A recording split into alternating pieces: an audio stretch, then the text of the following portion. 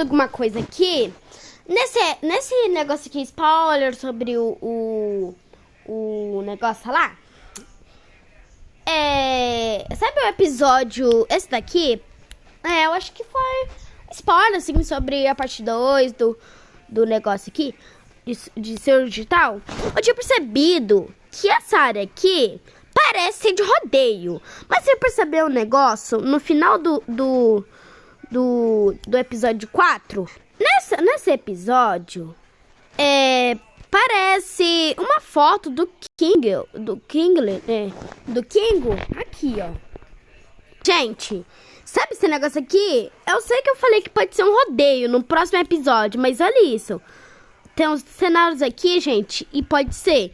E tchau, gente, tudo bem? Tchau, com Deus! Mas olha aqui, gente, dá pra reparar bem que vai ser, com certeza.